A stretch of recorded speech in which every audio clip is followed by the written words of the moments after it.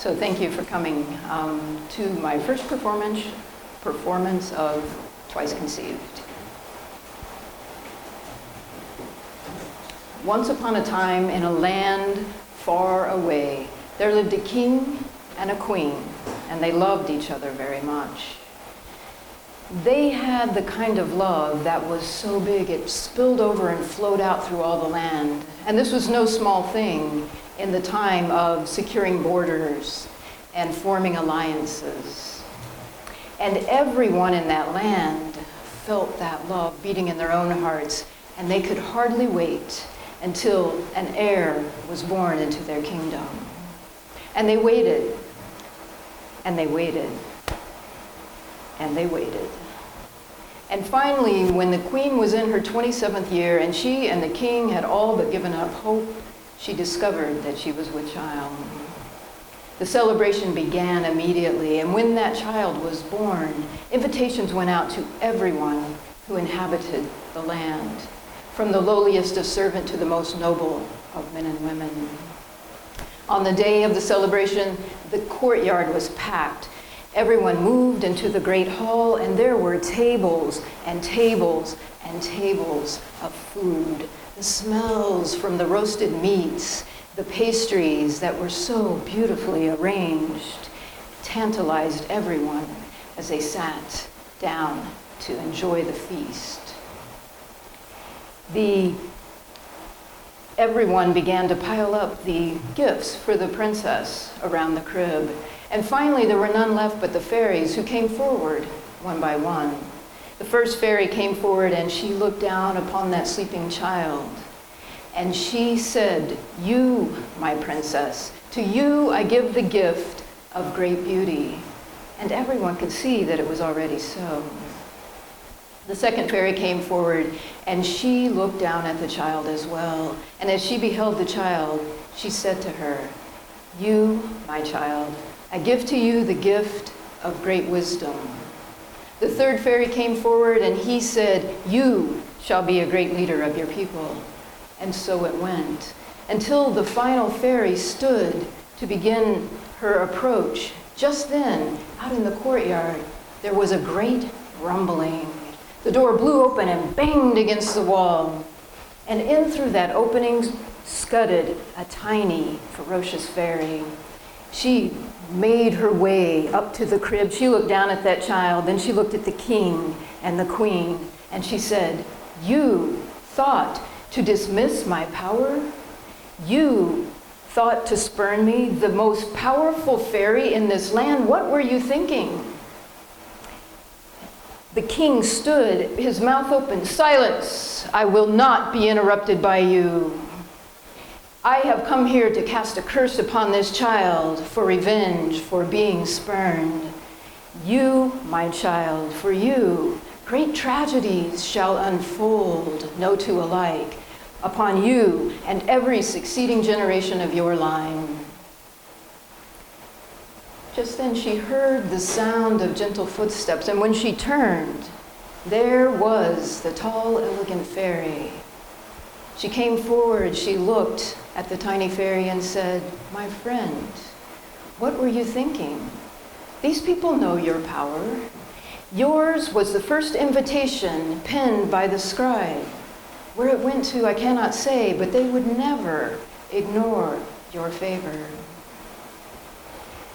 I know that someday you will rue this curse that you have cast, but your pride will not let you take it back. And so I do the only thing that I can for this princess. I give to you the gift of a sleeping heart. I fear that you and yours one day will no longer be able to tell which was gift and which was curse. But if I do not give this small thing to you, I know that your heart and those of your succeeding line will never bear up under the tragedies that are headed your way. I will tell you this, when I look into the future, I see that one day there will be a child born outside the power of this curse, one who will come to break it.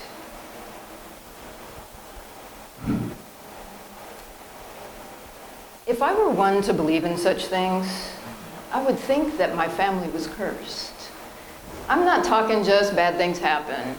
I mean, somebody pissed a fairy off somewhere back in time, kind of cursed. The first time I heard the story of my great Aunt Ramona, my mom and I were sitting in my bedroom. She had taken to storing all the family photographs in the closet there since I'd moved out. We were sifting through piles of them. I had asked her for family stories. And she would pull one out and start to tell me a little bit about each person that she saw there.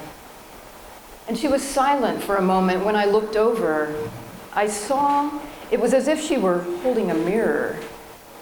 She looked exactly like the woman in that photograph, except for it was far too old, obviously, to be her. Who's that? Oh, that's my great aunt. That's my Aunt Ramona, your great aunt, my mother's sister. I didn't know Grandma Lamar had a sister. Yes, she didn't talk much about her. She died young. It was a terrible accident, kind of. Okay, there we're back. Sorry. Terrible accident. She must have been 27 at the time. I don't know, I think it broke your grandmother's heart to lose her sister. They were very close, and she just never could talk about it. And so I could tell as I looked at my mother's face, it was as if she were hearing the question marks in her own story for the first time. How does someone accidentally drink Drano? For that's what she had said had caused her death. And I didn't really know how to ask for more of that story. I could tell that my mom had drifted off. I also couldn't help but wonder, why would a woman in my family, a woman in that time, take her own life? And as the years went on, I kept thinking about that story. Who was this woman? Was she different like me? My grandmother Lamar and grandfather Lamar were driving from northwest Missouri down to southeast Missouri, where my grandfather had taken a job as a farm bureau agent. And as they drove, my grandmother fell asleep at the wheel.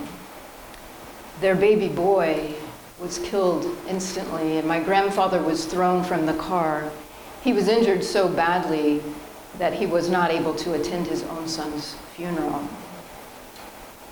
My grandmother was 27 at the time, and it seemed that her heart just shut down. She could not take this tragedy only 2 years after the loss of her sister. My mom's tragedy happened when her husband, my father, left she and my two brothers and me. Her heart didn't even have time to break. She had 3 children under the age of 7 that she had to keep fed and clothed. And when she couldn't do it by herself anymore, we left Southern California and drove to southeast Missouri to live with her parents in the house that she had grown up in.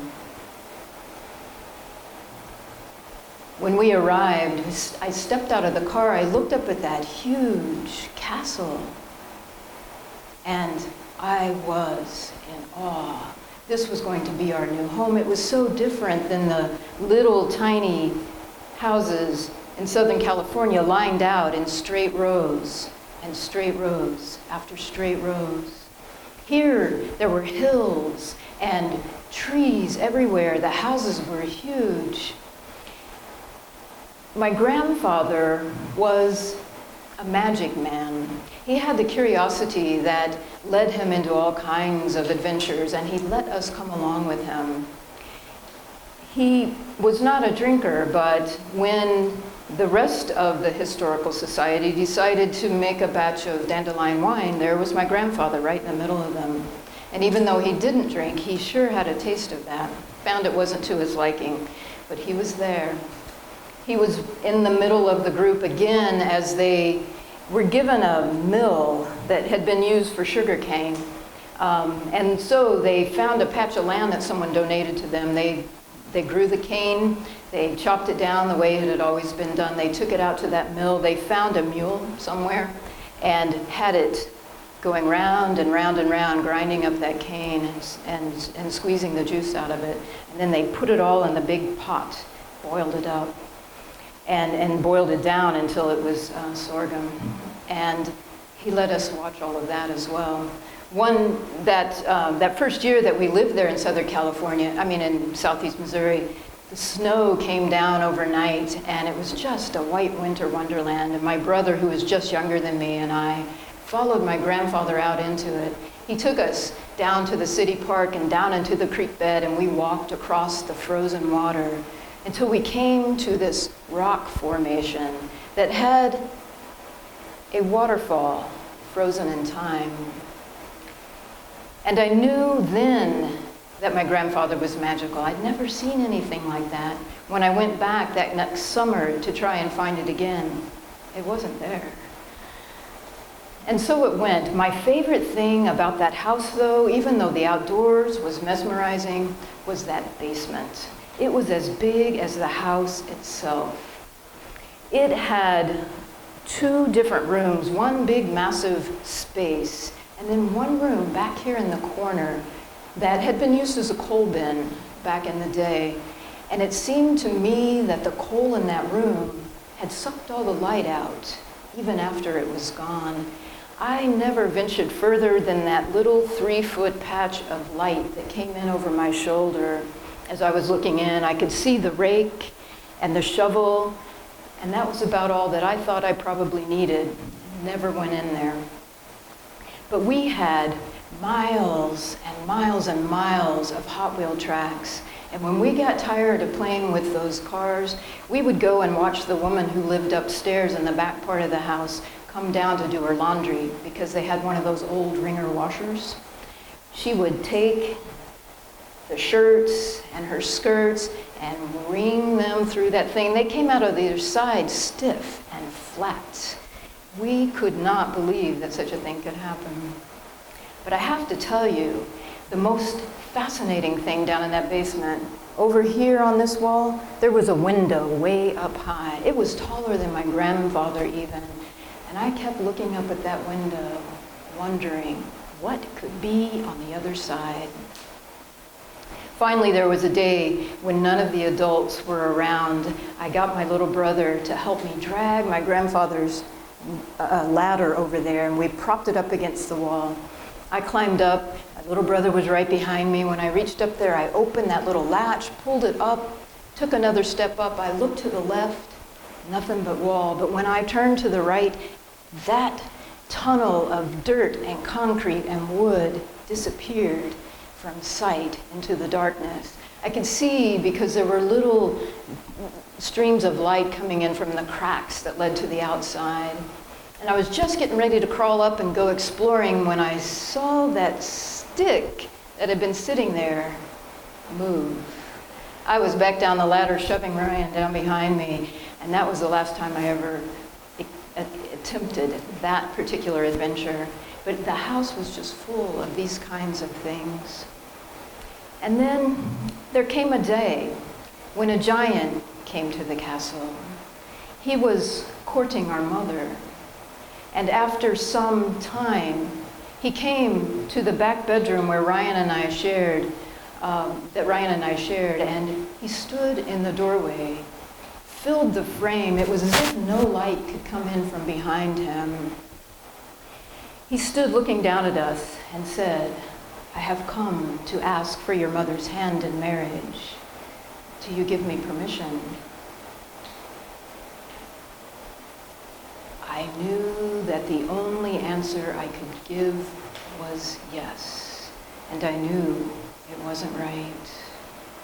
And so it came that we left the castle in time, and with the leaving, the fairy tale ended. So we were raised by 3 sets of grandparents, and my grandma and grandpa Lamar that we lived with, my mom's folks. My father, my original father's parents, were just as active in our lives as my other grandparents.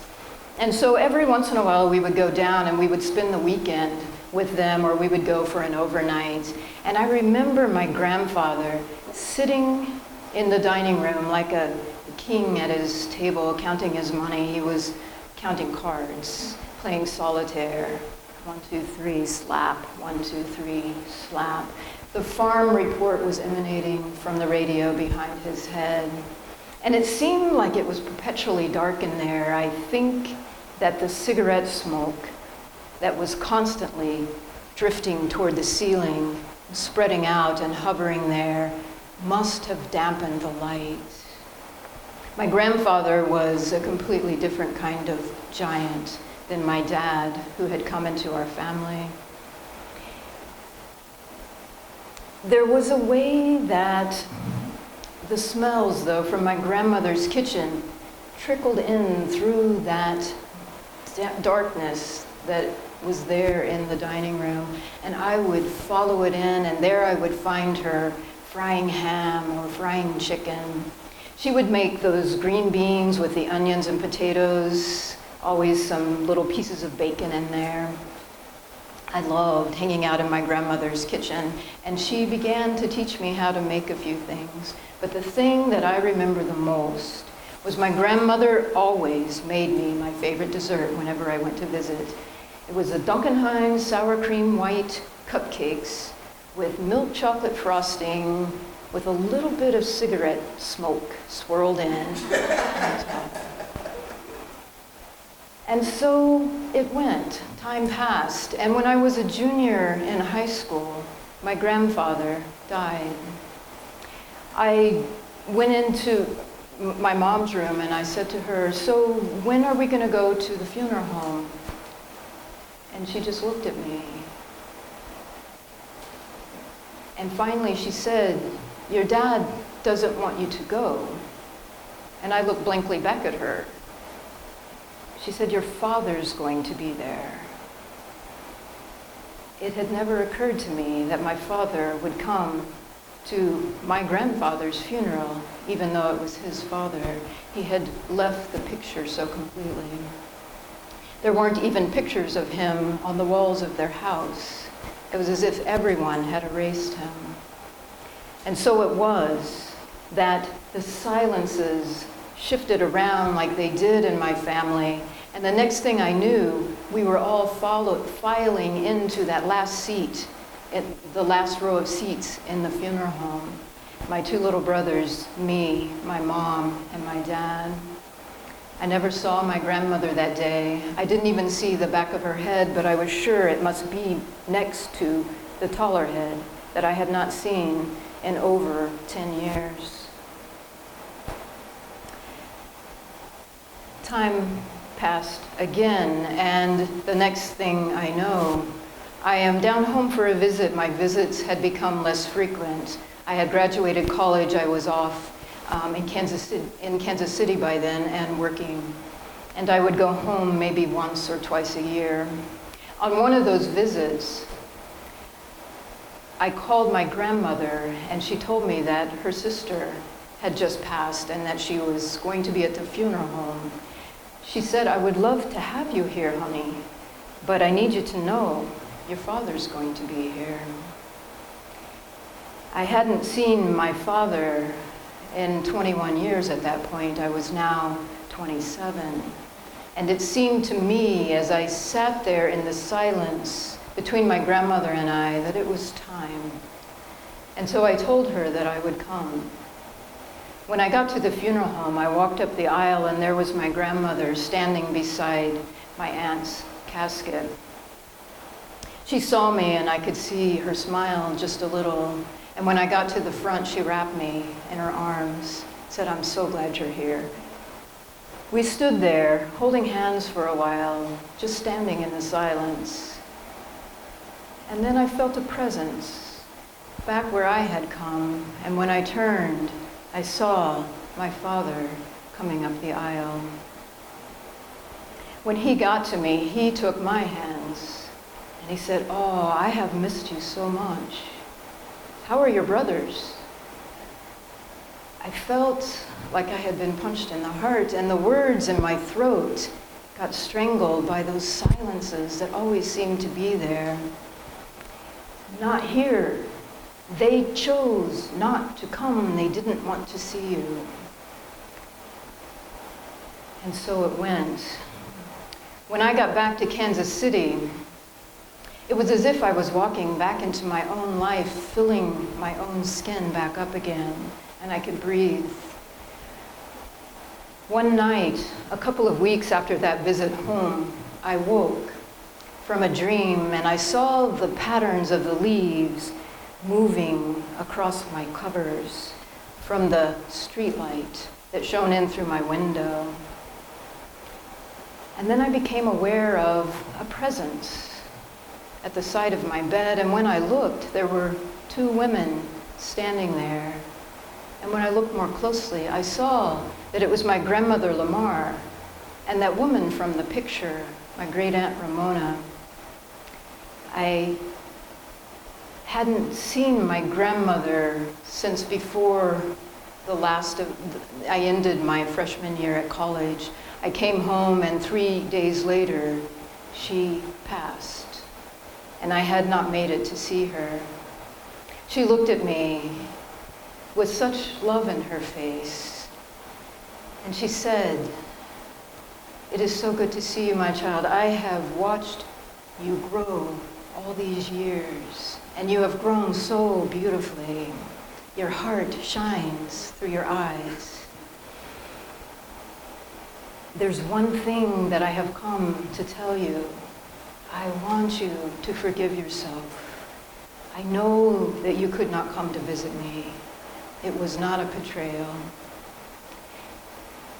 And as I heard those words, I could feel my heart beginning to beat more strongly, as if it had more room in my chest. The woman next to her, my great aunt, came forward then, and she said, "I know that you have wondered why I took my own life, and I have come to tell you, it was foretold back in the midst of time. It has been lost to that one day a cursebreaker would come to our family. For indeed, you are right.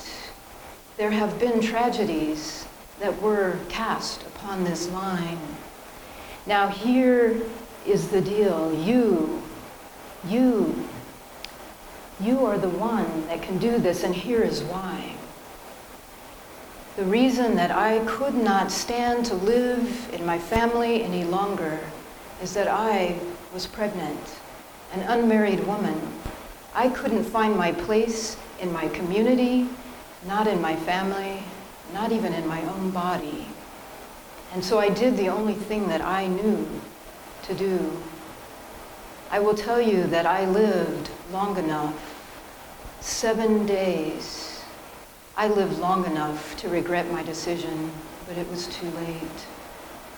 But this is the bright spot of that story, because you were twice conceived, but once born. You stand outside the power of this curse, and I have watched you right along with your grandmother, and you have the power to break it. What I want you to know is that you are not alone. You have never been alone. All the way back along this line, the women are here with you, pulling for you. And the young women coming, they are here too. You will not do this alone. The next thing I knew, the sunlight was streaming in through my window, and that vision began to fade. But every once in a while, I would hear the voice of my great-aunt Ramona. You are the cursebreaker. When I was in my mid-40s, I remember calling my grandma, my grandma Frida, my father, original father's mother. And we talked on the phone a while, and I had been wanting to ask her for so long to tell me more of her stories, because she was such a silent woman. And when I finally asked, Her answer to me was, "Oh, honey, there's really not much to tell." And as much as I knew that could not be true, I didn't know how to ask the questions that would get me inside of all of that blankness. And as time passed, I had begun to lose touch with my grandmother until that point when she moved in with her son, my father. And I could not bring myself to call anymore. But there I was at a conference in Southern California, and I was remembering my grandmother, who had never lived there but always came to visit us. And when she did, she had one of those old suitcases, the kind of cardboardy ones that don't have wheels. And she would open that suitcase up, and there would be all my grandfather's white t-shirts. And over on this side, there was always this package wrapped in paper, and you could smell the barbecue smell coming from that smoked shoulder that she brought to us every year from Leon's barbecue. And every time I hugged my grandmother while she was visiting, I could smell that meat, the roasted smell of her. And so there I was, remembering my grandmother. And when I got back home to Kansas City, I picked up the phone and I called.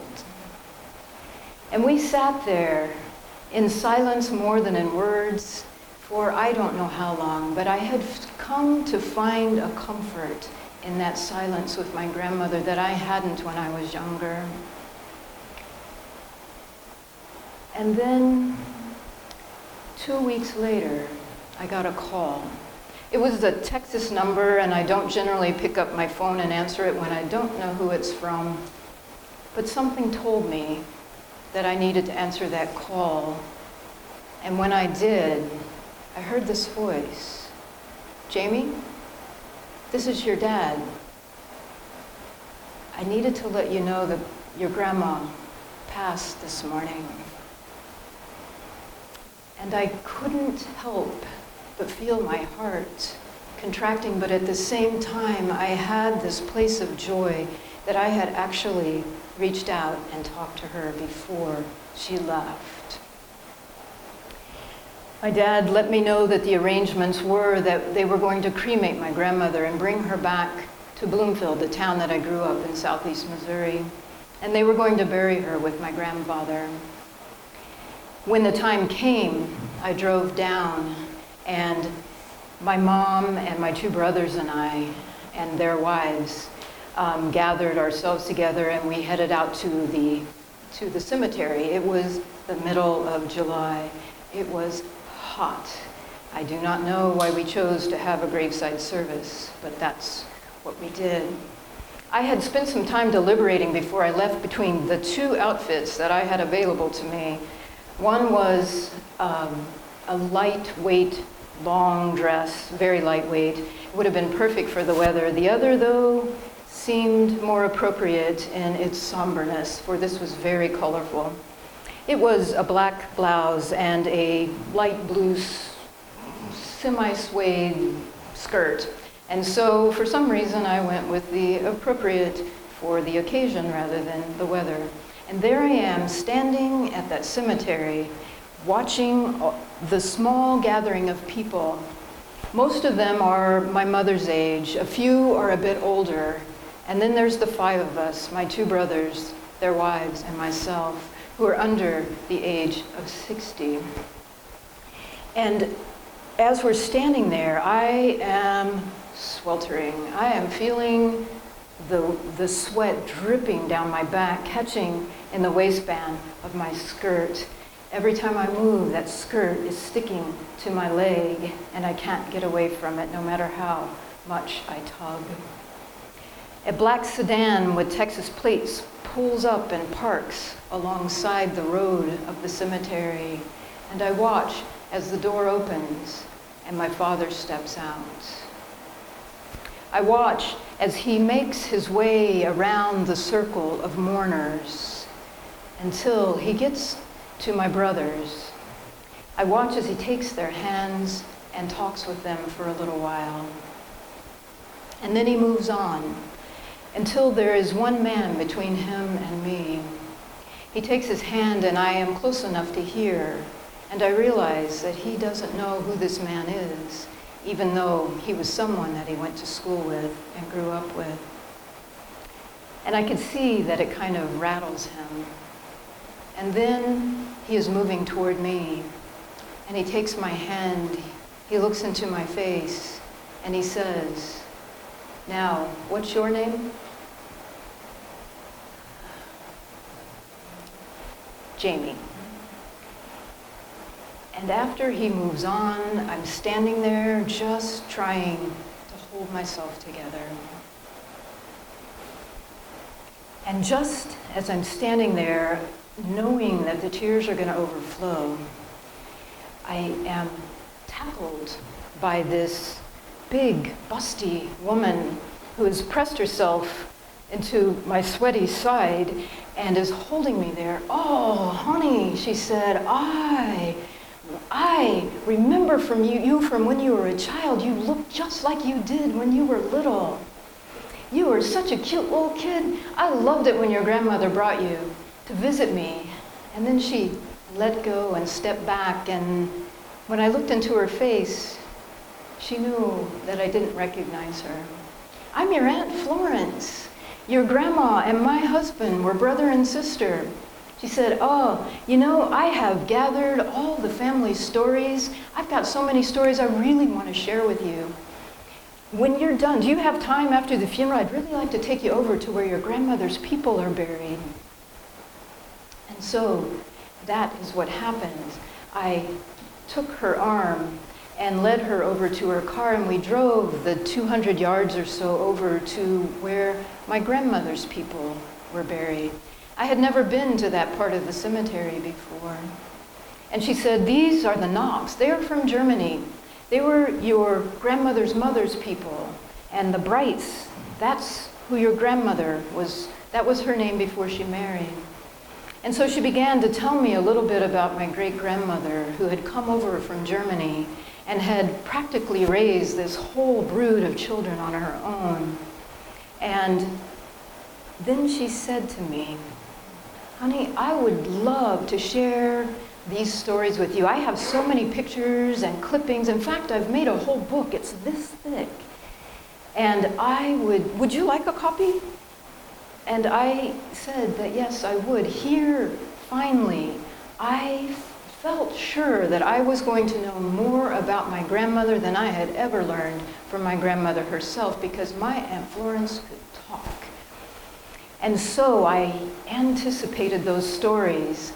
Aunt Florence said to me right before I left, "You tell me, you send me a note, tell me what your favorite foods are, and I'll fix them all for you."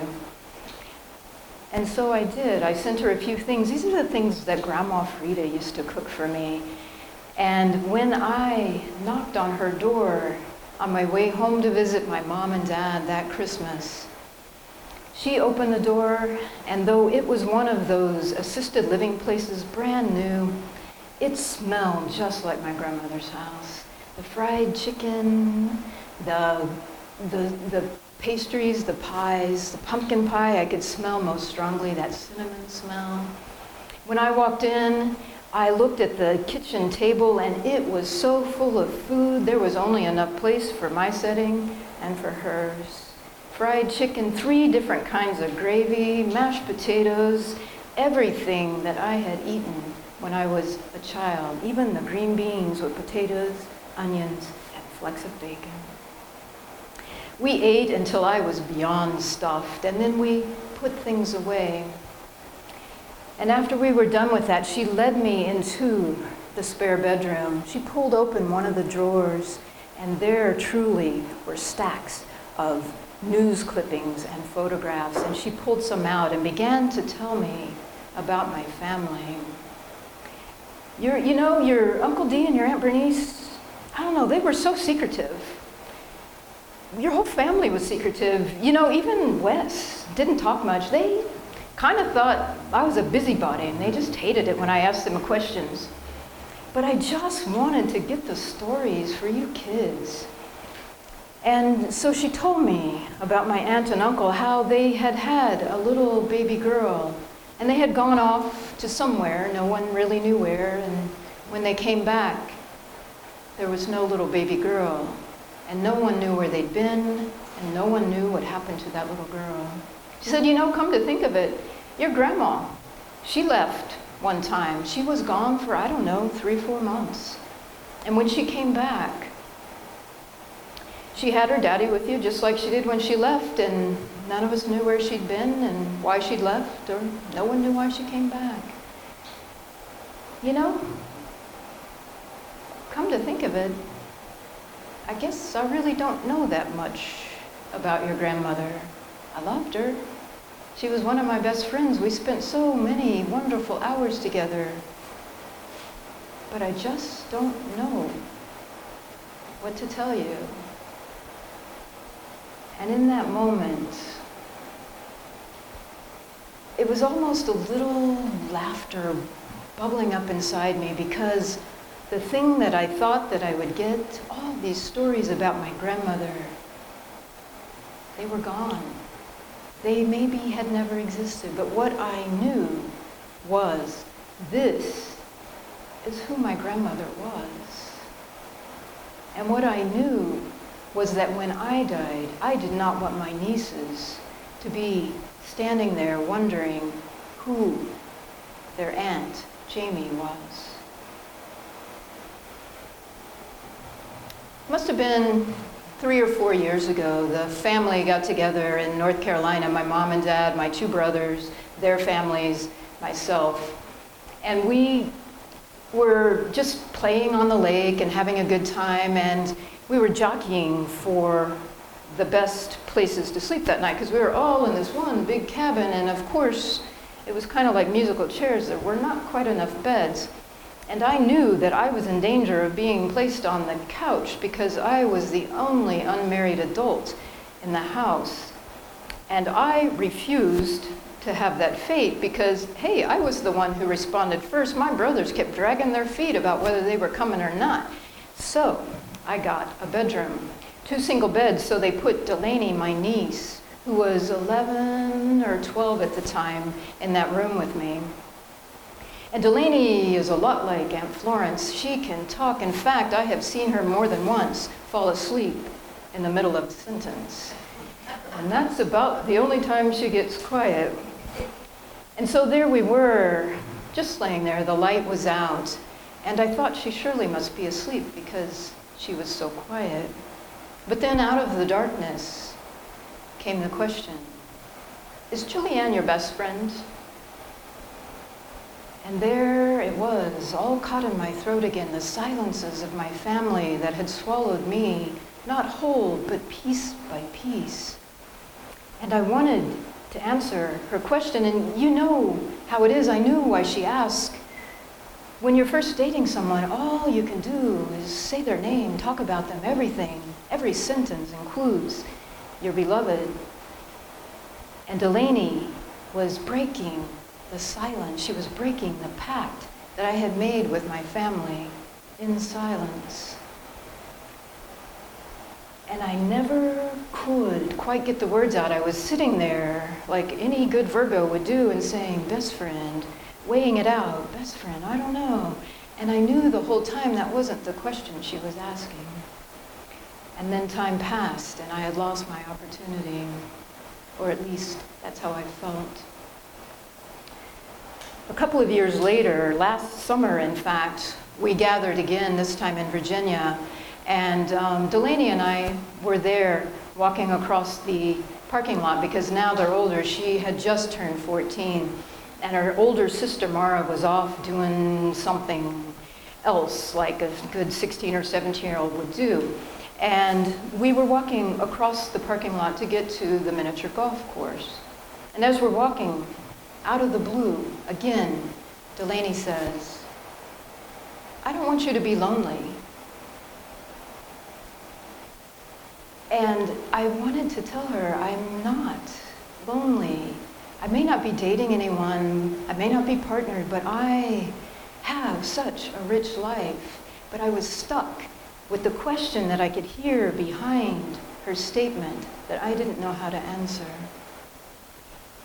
And so I missed my opportunity again. sometime after that, a month or so after we'd gotten home, my mom and I were talking on the phone, and she was telling me about this woman who had come to visit and had lunch with her, and Delaney happened to be out there visiting at the time. And the woman began to talk about her own childhood, and she talked about her older sister and how she was a beauty. There were always a brood of young men gathered around, and she was always the life of the party. She was beautiful, she was smart, and she was funny. And this woman always felt lost in her shadow. And after she finished telling her story, Delaney went up, threw her arms around her, and said, "I love you." And I knew in that story that Delaney was starting to lose pieces of herself to the shadow of her older sister, who was perfect in just about every way. Mara is destined to be the valedictorian of her class, and if not, she'll be number 2. She is the captain of the volleyball team. She can pick up any instrument and master it in a matter of minutes, or so it seems. And Delaney, she's just a goofball. She's funny, but I know that when she walks into a room, everybody turns to her and gathers round. She can't see it. The little boy next door, "Delaney, when you coming over?"